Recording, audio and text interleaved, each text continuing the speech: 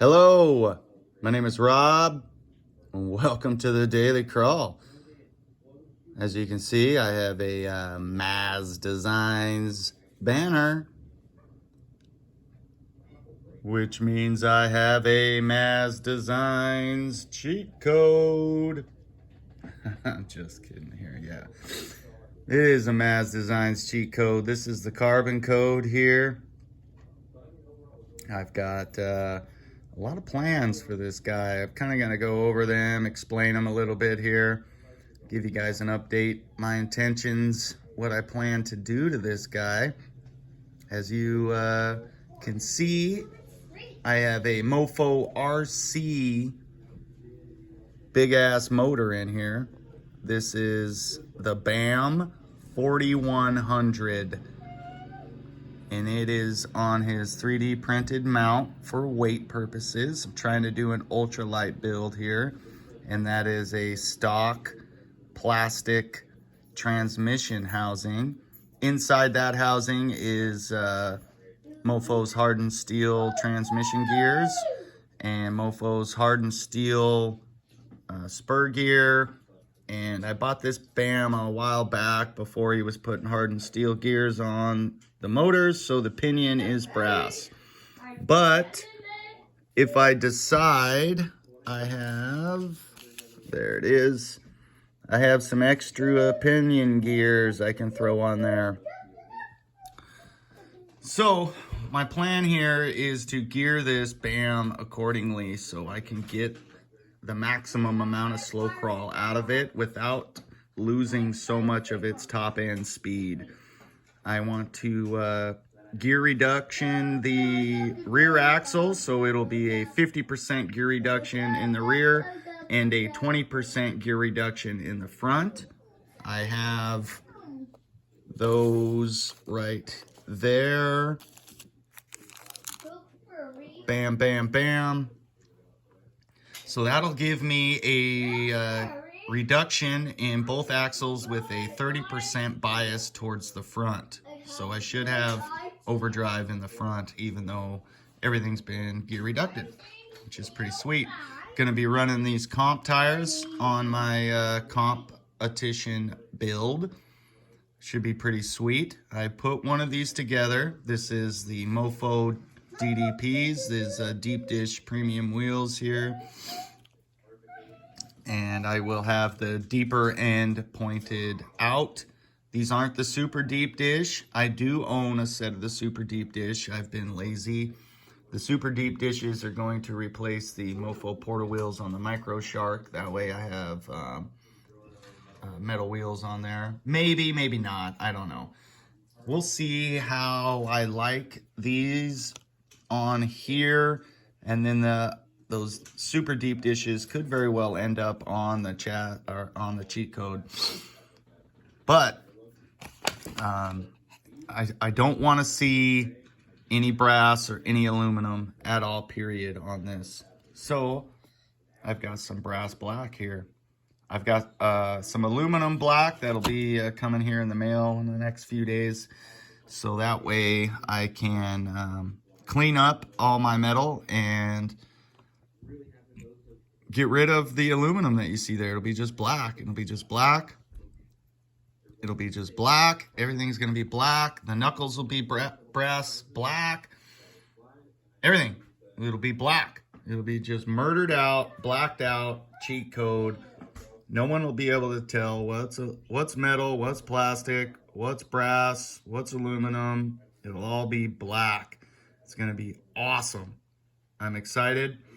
The cliffhanger body I'm going to throw on this is going to be black. It's just going to be blacked out. I'll probably do where the windows go, some kind of maybe blackish, silverish, kind of maybe purplish window tint. I'm naming this build the Shredder. It's going to be badass. Yes, Shredder off of the Ninja Turtles. I would like a lot of sharp edges. I'm going to try to do something with the paint scheme, but we'll get there. We'll get there. So, yeah, very nice, Oliver. That looks pretty sweet, buddy. Looks really sweet. So I have an NSDRC 8.4 volt BEC that's going in this build. I've got a Shift RC servo, the nano servo coming. I was lucky enough to buy one before they were sold out and back order only. At least that's on the Amen Hobbies website. I don't know if you can get it anywhere else, but that servo has a pretty sweet design. It is, from the specs, appears to be the new king of the hill there, so we're close to it. We'll see. I've heard the NSDRC RS100 servo's a little loud when you're turning it, whereas the Reefs 99 is silent. You don't hear the Reefs 99 at all. So I'm curious to see what the Shift servo is all about. If it'll be quiet like the Reefs or if it'll be louder than the NSDRC. Don't know. We'll find out. But the graphics on it look pretty sweet, so I'm excited about that. Blacked out everything here. I don't really know what else to go over. It should be one hell of a build. I'll get the ho-hum mofo shocks again, like I have on the Micro Shark and on the Bronco.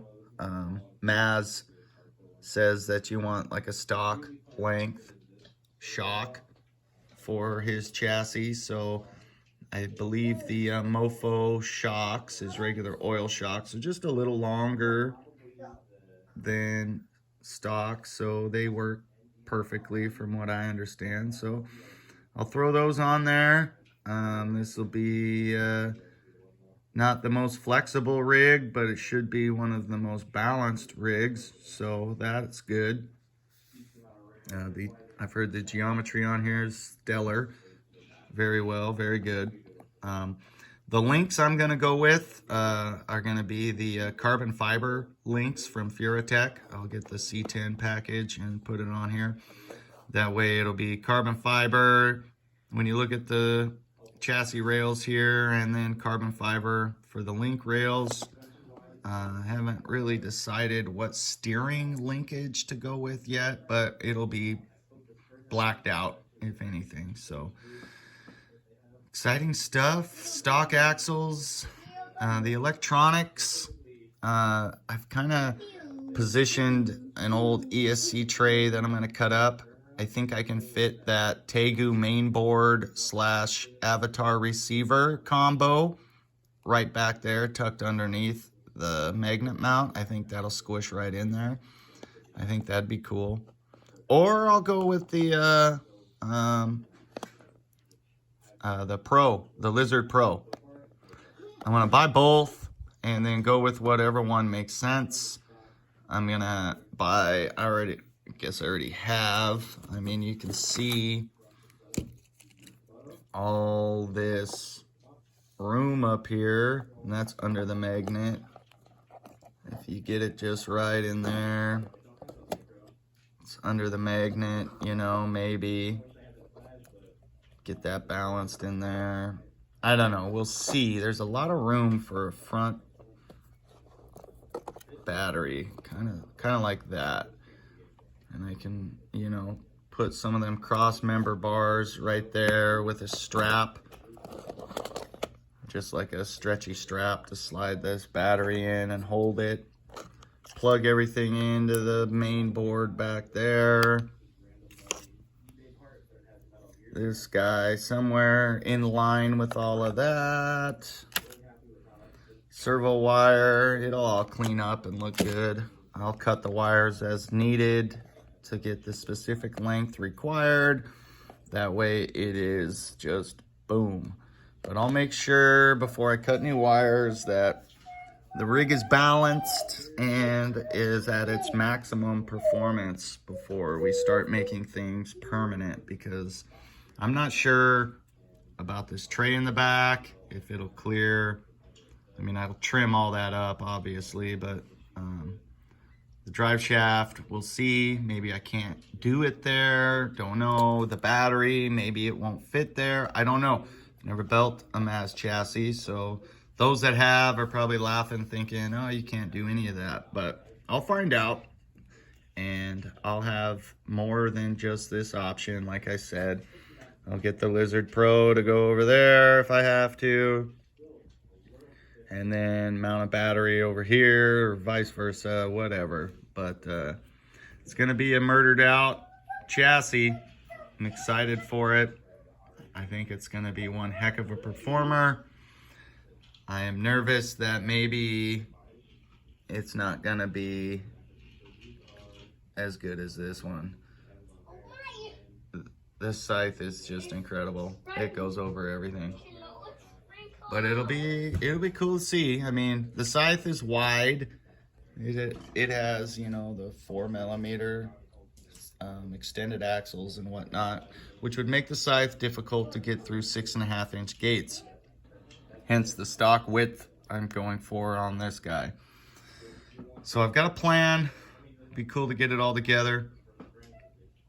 And yeah, stay tuned. I mean, it's coming along, slow moving, sure, but it takes a while when you're just buying parts and getting what you want. Monster truck. Done a lot of work to this monster truck here. If you've made it this far into the video, then I'll explain what I've got in here. So I have a bomb-proof transmission with the aluminum metal housing, transmission housing. I have Mofo's aluminum motor mount, race motor mount. I have the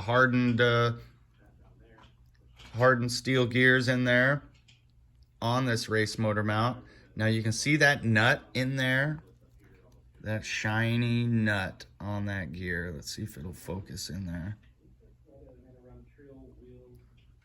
That nut rubs on the motor. The part of the motor that has the screw hole in it, so the part of the motor that mounts to the mount, this nut touches. And that nut is not allowed to spin freely because of that. I've tried all kinds of angles. Needless to say, if you have a BAM 4100 and the race combo, you will need a Dremel and Dremel off part of your motor. Basically, this part of the motor, right where the screw would mount in there.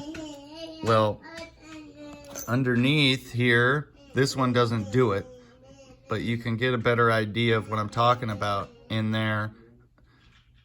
You have to shave that to allow your nut to spin freely.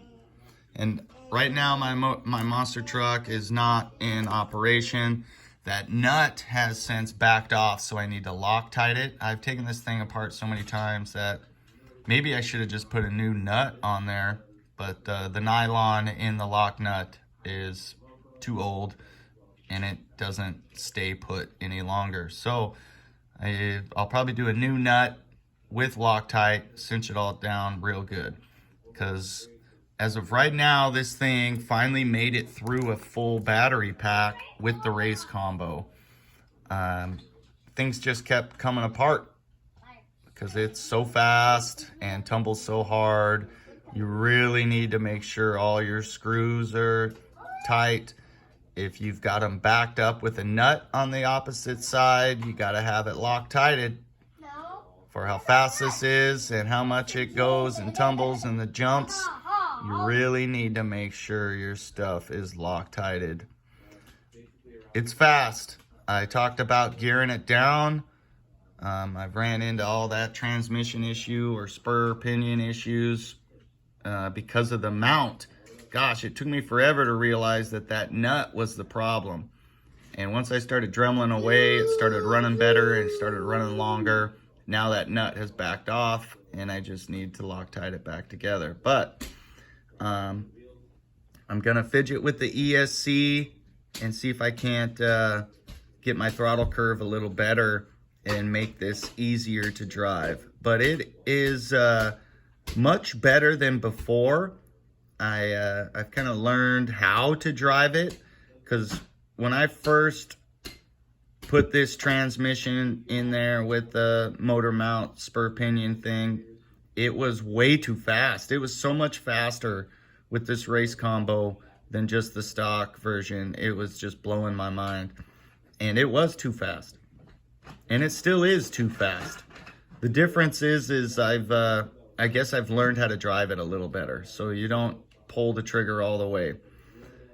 And if I throttle curve it a little better, I'm sure that I'll be able to find that spot where I can just pull the trigger and do a wheelie for a while.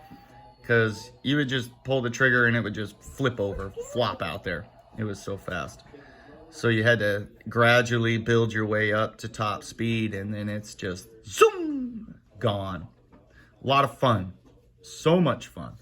I've put in more braces. Back here, you see a bent one. That's been there for a while, but more bars inside. Another bar here, so the servo. What I was running into as well was my links were hitting the BAM motor, and we can't have that. So now I've got a bar there, which I'm going to need to put another bar in right behind it. I do have the holes for it in between the shocks there, but that bar is going to bend with the servo bouncing off of it, just like it bent the bar here where the wires are coiled up. It's going to bend that bar. But if I have two of these bars in there, I don't think it'll bend. I think it stands a better chance of staying put, not bending. But if anybody's building one of these, they're a lot of fun. If you're going to build this monster truck, you need to make sure that you have a metal motor mount to attach your motor to, and then a metal transmission casing. And then I would make sure you get all them hardened steel gears in there. That's what I've had really good luck with these hardened steel gears. Even though this truck has come out of adjustment and the gears have started sounding funny, and then ultimately the motor will just spin because the gears have come undone so much in that spur pinion area, they haven't stripped completely.